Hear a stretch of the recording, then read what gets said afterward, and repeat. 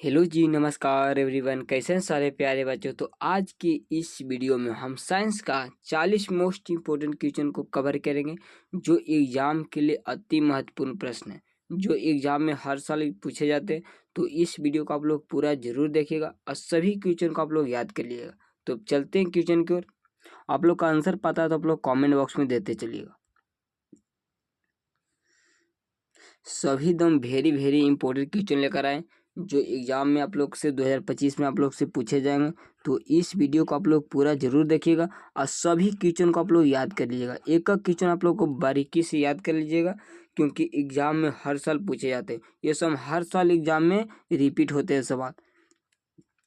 तो आप लोग का आंसर पता है तो आप लोग कॉमेंट बॉक्स में देते चलिएगा। पहला नंबर सवाल है कि दंत विशेष किस दर्पण का उपयोग मरीजों के दांतों का बड़ा प्रतिबिंब देखने के लिए करता। बड़ा प्रतिबिंब देखने के लिए किस दर्पण का उपयोग किया जाता। तो इसका आंसर क्या हो जाएगा, अवतल दर्पण हो जाएगा। क्या होगा, अवतल दर्पण हो जाएगा। याद रखिएगा क्योंकि एग्जाम के लिए इंपॉर्टेंट सवाल है। ये सभी एग्जाम के लिए इंपॉर्टेंट सवाल है। दूसरा सवाल है कि कौन सा लेंस आप सारी लेंस भी कहलाता है। आप सारी लेंस किस लेंस को कहा जाता। तो आप सारी बोला जाता है अवतल को बोला जाता है। किसको बोला जाता है, अवतल को हो जाएगा। करेक्ट आंसर ये हो जाएगा। याद रखिएगा अगर पूछ देगा कि अभिसारी किस लेंस को कहा जाता तो अभिसारी किस लेंस को कहा जाता तो उत्तर को अभिसारी। याद रखिएगा ये दोनों एग्जाम के लिए इंपॉर्टेंट सवाल है क्योंकि इस सब मोस्ट इंपॉर्टेंट क्वेश्चन एग्जाम के लिए। तीसरा सवाल है कि पुतली के साइज को कौन नियंत्रित करता। पुतली के साइज को कौन नियंत्रित करता। तो इसका आंसर होगा पक्षमापी हो जाएगा। क्या हो जाएगा, पक्षमापी हो जाएगा। क्या याद रखिएगा करेक्ट आंसर ही हो जाएगा। चौथा सवाल है कि किस दृष्टि दोष को अवतल और उत्तल दोनों लेंसों से बने द्विफोक्सीय लेंस द्वारा संशोधित किया जाता। संशोधित किसके द्वारा किया जाता। तो इसका आंसर जरा दृष्टि दोष हो जाएगा। क्या हो जाएगा, जरा दृष्टि दोष। करेक्ट आंसर सी हो जाएगा। पांचवा सवाल है कि एक प्रयोग में अवतल दर्पण द्वारा किसी बीम का प्रतिबिंब एक पर्दे पर प्राप्त किया जाता है तो दर्पण की फोकस दूरी निर्धारित करने के लिए प्रयोगकर्ता को मापने की जरूरत है। तो किसके लिए जरूरत है, तो दर्पण तथा पर्दे के बीच की दूरी को या दर्पण तथा बीम की बीच की दूरी को। तो इसका आंसर ए और बी दोनों हो जाएगा। करेक्ट आंसर क्या हो जाएगा, सी हो जाएगा। याद रखिएगा। 6 नंबर सवाल है कि शब्दकोश के छोटे अक्षरों को पढ़ने के लिए किस लेंस का उपयोग करना पसंद करें। किस लेंस को उपयोग करना पसंद करेंगे। तो 5 सेंटीमीटर फोकस दूरी के उत्तल लेंस हो जाएगा। करेक्ट आंसर क्या हो जाएगा, सी हो जाएगा। करेक्ट आंसर क्या हो जाएगा, सी हो जाएगा। याद रखिएगा। 7 नंबर सवाल है कि निम्नलिखित में से कौन विद्युत विभवांतर का मात्रक होता है। विद्युत विभवांतर का ऐसा मात्रक क्या होता है। तो इसका आंसर होगा वोल्ट होता है। याद रखिएगा करेक्ट आंसर हो जाएगा। अगर पूछेगा कि विभव का ऐसा मात्रक क्या होता है, विभव का ऐसा मात्रक क्या होता है, तो इसका आंसर आप लोग कमेंट बॉक्स में तड़का लगाइए। विभव का ऐसा मात्रक क्या होता है, इसका आंसर आप लोग कमेंट बॉक्स में तड़का लगाइए। अगला सवाल है कि लघुपथ या शॉर्ट सर्किट के समय परिपथ में विद्युत धारा का मान क्या होता है। विद्युत धारा का मान क्या होता है, तो बहुत अधिक बढ़ जाता है। क्या होता है, बहुत अधिक बढ़ जाता है। करेक्ट आंसर क्या हो जाएगा, सी हो जाएगा। याद रखिएगा।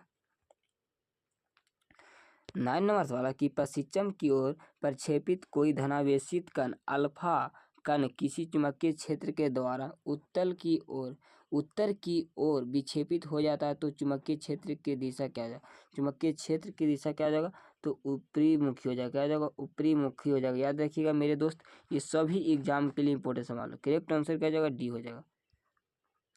10वां सवाल है कि तांबे के तार की एक आयताकार कुंडली किसी चुंबकीय क्षेत्र में घूर्णी गति कर रही है तो इस कुंडली में प्रेरित विद्युत धारा की दिशा में कितने परिभ्रमण के पश्चात परिवर्तन होता है। परिवर्तन कितने समय के में परिवर्तन होगा, तो इसका आंसर आधे हो जाएगा। क्या हो जाएगा, आधे हो जाएगा। करेक्ट आंसर सी हो जाएगा। 11वां सवाल है कि किसी विद्युत धारावाही सीधी लंबी परिनालिका के भीतर चुंबकीय क्षेत्र होगा। चुंबकीय क्षेत्र क्या हो जाएगा, तो सभी बिंदुओं पर समान होता है। सभी बिंदुओं पर क्या होता है, समान होता है। करेक्ट आंसर डी हो जाएगा। 12वां सवाल है कि सौर कुकर के लिए कौन सा दर्पण सर्वाधिक उपयुक्त होता है। सर्वाधिक पूछा गया तो किसका होता है, अवतल दर्पण का होता है। किसका होता है, अवतल दर्पण का होता है। करेक्ट आंसर सी हो जाएगा। चिपको आंदोलन का मुख्य उद्देश्य संरक्षित करना था। प्रमुख मतलब चिपको आंदोलन से किसके संबंधित था, तो वृक्षों का हो जाएगा। वृक्षों को हो जाएगा। करेक्ट आंसर क्या हो जाएगा, बी हो जाएगा। याद रखिएगा। 14वां सवाल कि निम्नलिखित में से किस विलयन का उपयोग दीवारों की सफेदी करने के लिए किया जाता है। दीवारों को सफेदी करने के लिए किसका उपयोग करते हैं, तो CaOH/2 हो जाएगा। करेक्ट आंसर क्या हो जाएगा, बी हो जाएगा। 15वां सवाल है कि Na2SO4 AQ + BCl2 AQ बराबर BaSO4 S + N किस प्रकार की समीकरण है, किस प्रकार की ये समीकरण है, याद रखिएगा क्योंकि एकदम भेभी आई समीकरण है, ये हर साल एग्जाम में पूछे जाते हैं। तो इसका आंसर क्या हो जाएगा, द्विविस्थापन अभिक्रिया। क्या हो जाएगा, विस्थापन अभिक्रिया, द्विविस्थापन अभिक्रिया। करेक्ट आंसर क्या हो जाएगा, सी हो जाएगा, याद रखिएगा। 16वां सवाल कि निम्नलिखित में से कौन सा बुझा हुआ चूना है, बुझा हुआ चूना कौन है, तो Ca/OH/2 हो जाएगा। करेक्ट आंसर क्या हो जाएगा, बी हो जाएगा, याद रखिएगा। 17वां सवाल कि लवण Na2CO3 का जलीय विलयन का पीएच मान क्या होता है, जलीय विलयन का पीएच मान क्या होता है, तो ये कैसा होता है, क्षारीय होता है। क्षारीय का पीएच मान कैसा होता है, तो 7 से अधिक होता है। क्या होता है, 7 से अधिक होता है। करेक्ट आंसर क्या हो जाएगा, बी हो जाएगा। बॉक्साइड किस धातु का महत्वपूर्ण अयस्क है, बॉक्साइड किस धातु का अयस्क है, तो एल्युमिनियम हो जाएगा। क्या हो जाएगा,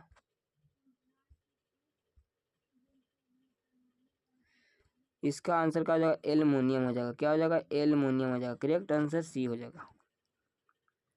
19वां सवाल कि लोहे एवं इस्पात को जंग से सुरक्षित करने के लिए उन पर किस धातु के पतली परत चढ़ाई जाती है, किस धातु की पतली परत चढ़ाई जाती है, तो जिंक की। किसकी, जिंक की। करेक्ट आंसर डी हो जाएगा। 20वां सवाल कि किस रासायनिक यौगिक को गर्म करने पर प्लास्टर ऑफ पेरिस प्राप्त किया जाता है, प्लास्टर ऑफ पेरिस किसके गर्म करने पर प्राप्त किया जाता है, तो जिप्सम। क्या हो जाएगा, जिप्सम हो जाएगा। करेक्ट आंसर बी हो जाएगा।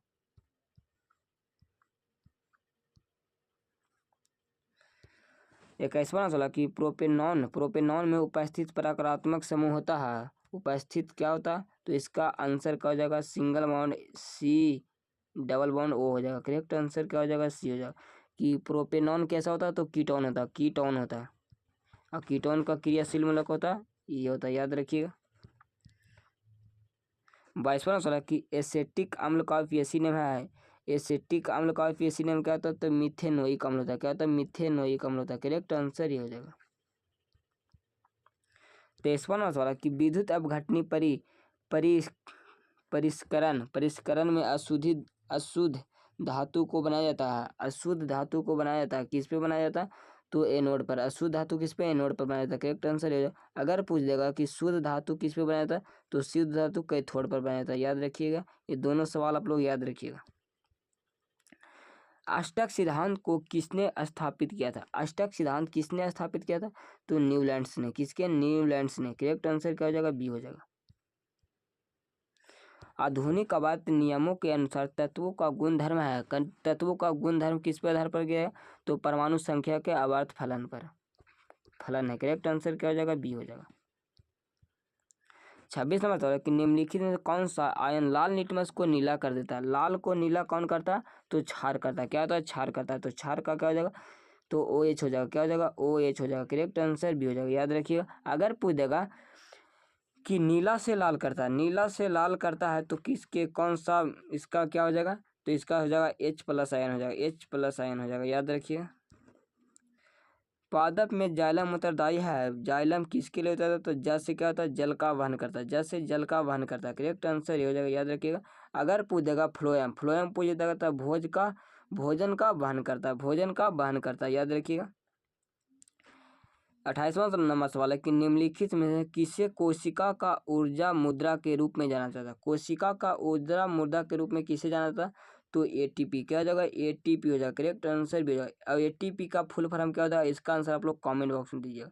ATP का फुल फॉर्म, इसका आंसर आप लोग कमेंट बॉक्स में तड़का लगेगा। तो अगला नंबर सवाल क्यों चलते हैं। अगला सवाल कि पत्तियों में गैसों का आदान प्रदान कहाँ से होता है, आदान प्रदान कहाँ से होता है, तो कहाँ से होता है, रंध्र से होता है। कहाँ से होता है, रंध्र से होता है। करेक्ट आंसर भी हो जाएगा। 30वां सवाल कि हृदय से रक्त रुधिर को संपूर्ण शरीर में पंप किया जाता है, शरीर में रुधिर को किसके द्वारा पंप किया जाता है, तो नीले के द्वारा। क्या हो जाएगा, नीले के द्वारा हो जाएगा। करेक्ट आंसर क्या हो जाएगा, बी हो जाएगा।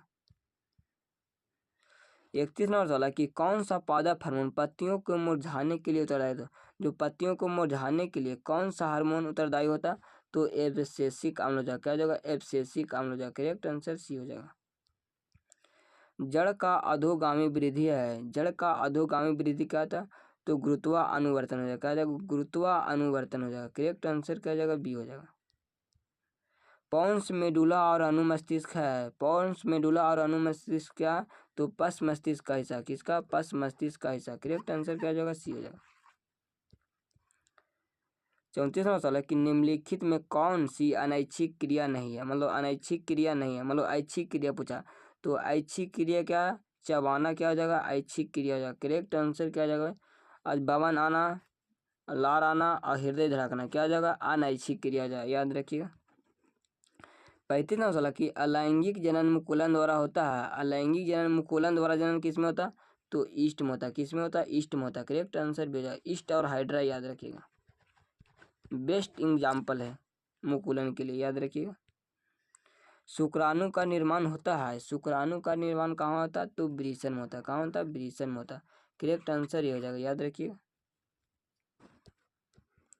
37 नंबर सवाल है कि पुष्प का कौन सा भाग फल बनाता है, पुष्प का कौन सा भाग फल बनाता है, तो अंडाशय बनाता है। कौन, अंडाशय बनाता है। करेक्ट आंसर क्या हो जाएगा, डी हो जाएगा। 38 नंबर सवाल कि लिंग गुणसूत्र का पूर्ण जोड़ा पाया जाता है, पूर्ण जोड़ा किस में पाया जाता है, तो स्त्री में पाया जाता है। एक से किस में पाया जाता है, तो स्त्री में पाया जाता है। याद रखिए। करेक्ट आंसर भी हो जाए। अब पुरुष में कैसा पाया जाता है, तो एक्स बाई पाया जाता है। याद रखिएगा। 39वां सवाल कि मानव शरीर में किसी समान कोशिका में गुणसूत्रों की कितने युग्म होते हैं, युग्म कैसा होता है, एन होता है। याद रखिएगा। तो एन कैसा पूछा, तो 23 हो जाएगा। क्या हो जाएगा, 23 हो जाएगा। करेक्ट आंसर से युग्म पूछेगा तो 23 हो जाएगा। याद रखिएगा। 40वां सवाल कि निम्न में से कौन से समूह से केवल जैव नवकरणीय पदार्थ है, जैव नवकरणीय पदार्थ कौन है, तो केक लकड़ी घास हो जाएगा। केक लकड़ी घास।